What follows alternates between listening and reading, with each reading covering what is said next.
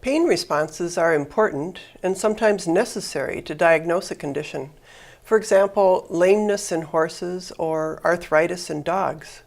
But once the diagnosis is made, you'll need to control that pain until the underlying cause is treated. This section focuses on the use of opioid compounds, otherwise known as opiates or narcotic analgesics, in the control of pain. How do they work? What are their side effects? And when are they appropriate and when are they not appropriate to use? There are several opioid receptors that have similar amino acid sequences, or a sequence homology, especially in the area that binds to the opioid compounds. The main types are delta, kappa, and mu receptors. Sigma and epsilon sites have also been characterized, but they don't appear to be as important clinically at this time. Opioids include three groups: naturally occurring, semi-synthetic, and completely synthetic compounds. The naturally occurring compounds include opium alkaloids that are derived from a specific poppy plant, the endogenous opioids like beta-endorphin, dynorphin, and enkephalin that are synthesized in your body. It also includes casomorphin, a compound found in milk that appears to help offspring in their digestion. Semi-synthetic compounds are those that are based on the same structure as opium alkaloids, but chemically treated to alter their potency or efficacy, like heroin and oxymorphone. The synthetic compounds are products of laboratory work exclusively. They originate entirely from non-opioid starter compounds and differ in structure from the naturally occurring compounds. These compounds can be agonists that activate opioid receptors, partial agonists that have mixed or suboptimal efficacy and potency, or they may be antagonists binding to opioid receptors and not only failing to activate the receptor, but completely blocking the effect of agonists at that same site. When you compare the drugs within these categories, we usually compare their analgesic potency to morphine, the oldest and most well-characterized of the opioid drugs. Its relative potency is set at 1, and all the other compounds are compared to its potency by either being less potent, like meperidine and codeine, or more potent, like oxymorphone, fentanyl, and both carfentanil and etorphine. The partial agonists have agonistic activity at one opioid receptor that is greater than their antagonistic activity at another opioid receptor, like pentazocine, or butorphanol, and buprenorphine.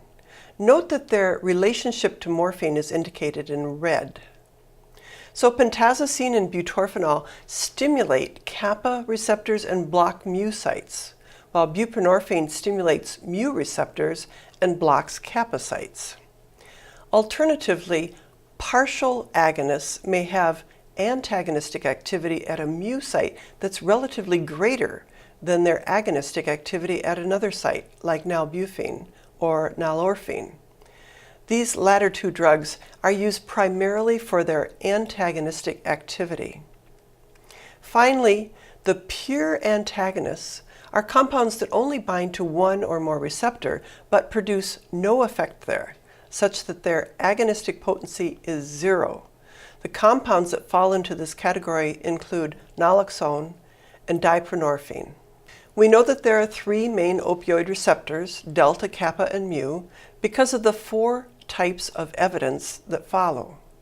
First, the opioid compounds produce a whole host of effects, but each compound produces some effects better than others, with a specific rank order of potency.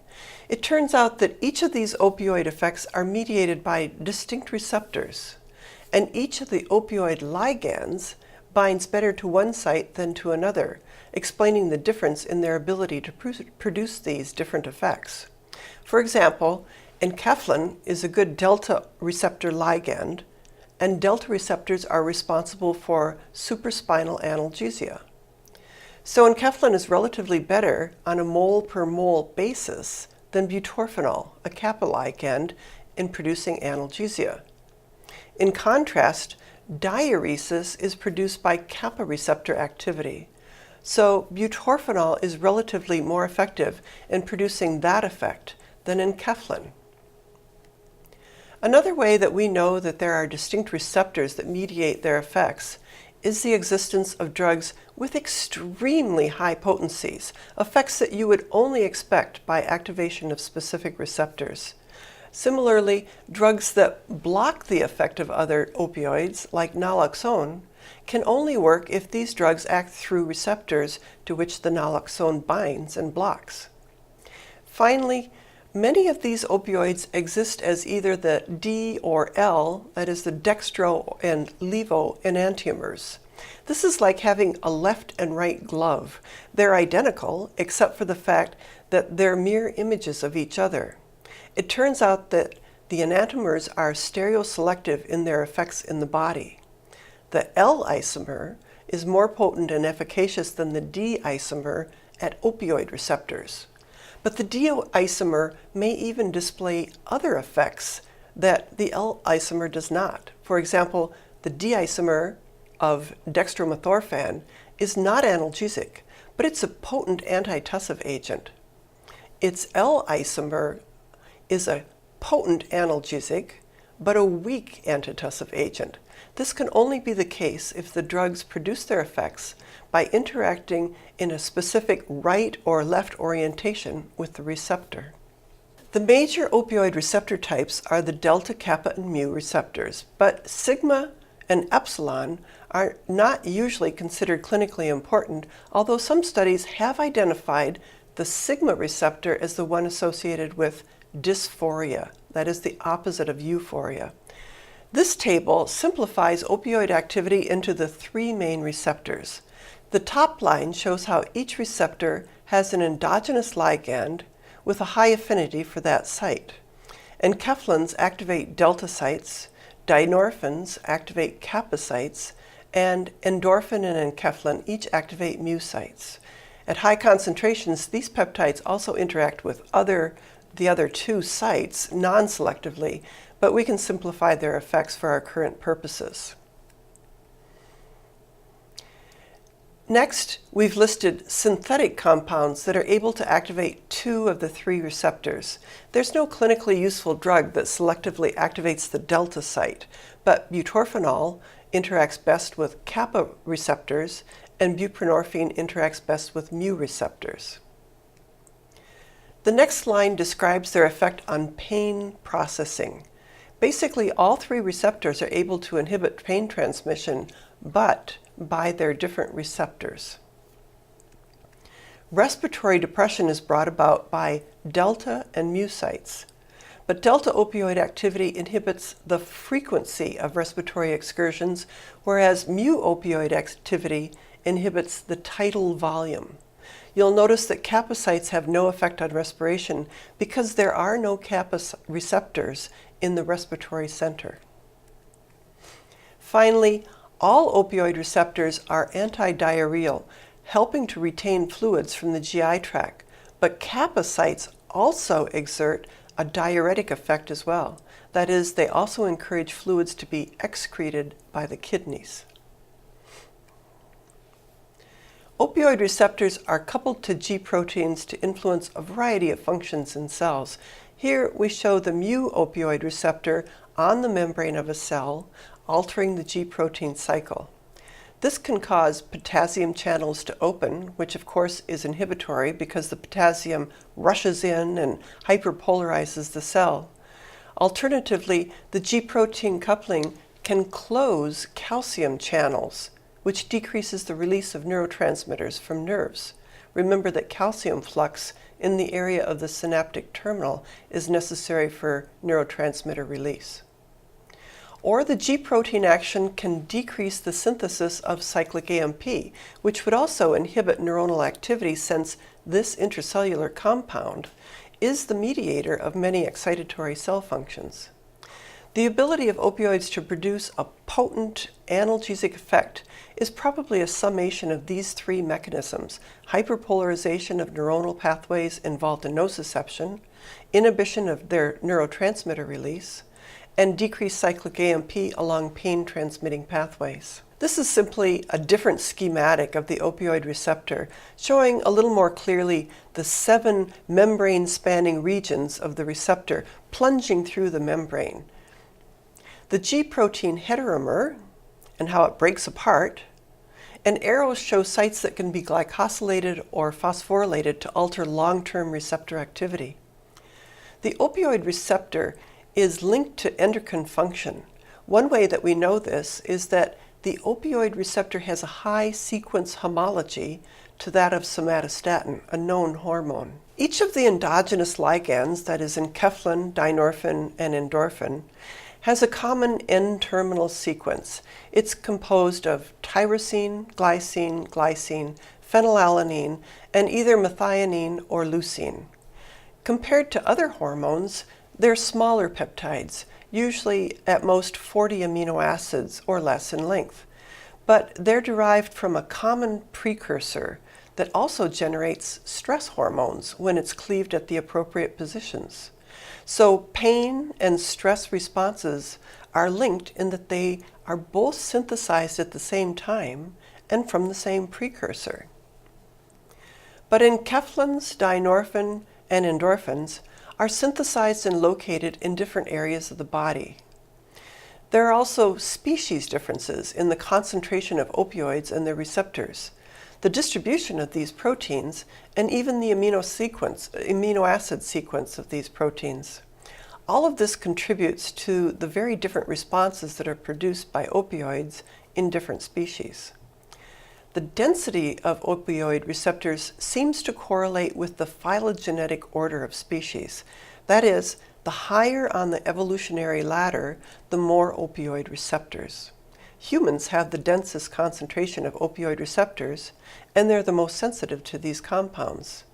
Non-mammalian species have the lowest density of these sites, explaining their lower sensitivity to opioids. When we look at each of the endogenously occurring opioids more closely, you see that beta-endorphin is synthesized in the anterior and intermediate lobes of the pituitary, in some hypothalamic neurons, and in white blood cells.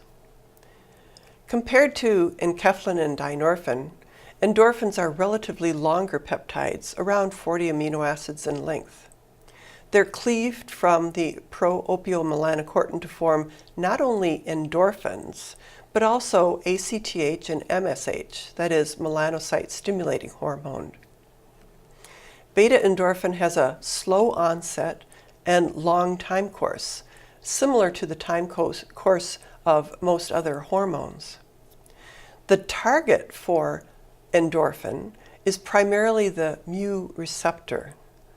The action of endorphin at mu receptors enables the animal to withstand stressful situations by blocking pain, producing euphoria, and producing a sense of well-being. Enkephalins are synthesized in neurons centrally in the brain and spinal cord, as well as peripherally in the enteric nervous system, the plexus that regulates GI tract. Instead of the longer peptides that endorphins are, enkephalins are short, usually only around 5 to 8 amino acids in length. They have a fast onset of action and short duration. So in spite of the fact that they act at mu opioid receptors like the endorphins, they act more like neurotransmitters than hormones. They also activate delta receptors more readily than endorphins. This photo reinforces the fact that enkephalins are released in response to many situations, but eating, especially tasty food, will induce enkephalin release, perhaps by sustaining the underlying addictive quality of sugar. Dynorphins are somewhat unique amongst these peptides. They're also synthesized in the pituitary in the intermediate and posterior lobes, as well as in central, peripheral, and enteric neurons. So they overlap anatomically with many endorphin and enkephalin densities. But they're neither long nor short. They're basically intermediate in length. They have a long time course of action by interacting with the kappa opioid receptors. Their activation of this receptor produces an analgesic effect. However, their interaction with other sites where they might also have a high affinity enhances rather than inhibits pain. In fact, the synthesis and action of dynorphin has been proposed to be responsible for the development of hyperalgesia and allodynia associated with chronic pain. Hyperalgesia is an enhanced sensitivity to pain, and allodynia is the perception of pain in response to something that normally is a non-noxious stimulation, like touch. The photo here is to emphasize that dynorphin has also been proposed to play a role in controlling itch. If you artificially increase the synthesis of this peptide, animals are more able to cope with itch-producing stimuli. Whether this influences the clinical response of animal patients to kappa opioid analgesics has yet to be tested. The main clinical use of opioid compounds is to attenuate pain. We call this analgesia in humans because they can describe pain and the inhibition of pain, or analgesia, by certain drugs. In animals, we usually refer to pain as nociception, or nociceptive activity, because the animal can't confirm that it's pain, only that the same set of pathways and neurotransmitters seem to be active as those in humans. So technically, analgesia is in humans and antinociception is in animals. We'll mix them up for now. We presume that animals experience pain and analgesia, but this is actually anthropomorphizing. Before these drugs or any other analgesic or antinociceptive agents are administered clinically, it's important to determine the origin of the pain. You need this in order to diagnose and treat the animal appropriately. Now, pain is a protective mechanism. For example, it's intended to dissuade the animal from using a limb or exerting too much energy when they're sick. So you need to know the cause of the pain to correct the situation rather than just mask it with drugs. Each species, and sometimes even each animal within a species, has a unique set of symptoms that indicate pain. They may include things like lameness, non-use of a limb, sweating, especially in the horse, vocalization, aggressive or avoidance behavior, rapid breathing, tachycardia, or increased blood pressure.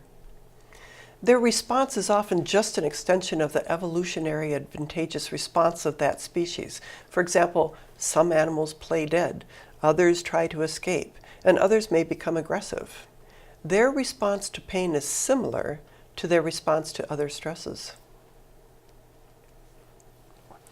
There are three main types of pain that are transmitted via distinct pathways, as you might remember from your anatomy class. First, somatic pain is sharp, intermittent, well localized, and usually associated with damage to the dermis or epidermis. This type of pain is transmitted along the lateral pathways of the spinal cord. A paper cut, pinched finger, a stubbed toe might have a component of this type of pain in it. Next, muscle pain is somatic but less well localized than purely somatic pain. It persists longer than dermal pain and originates from bones, joints, muscle, connective tissue, rather than the skin. Athletic injuries might be a good example of this type of pain. Finally, visceral pain is associated with obstructions, inflammation, ischemia of the GI tract. It's dull, unremitting, and difficult to localize.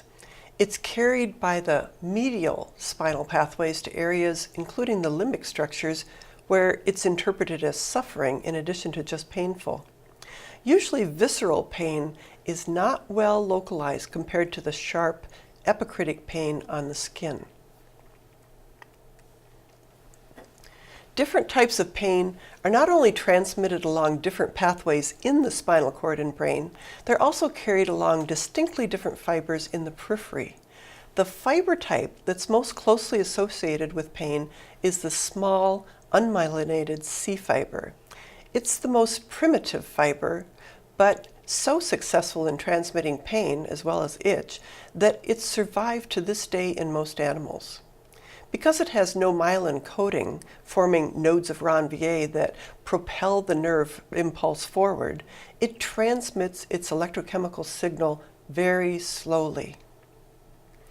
The next more complex fiber, the A delta fibers, are lightly myelinated, so they conduct impulses faster.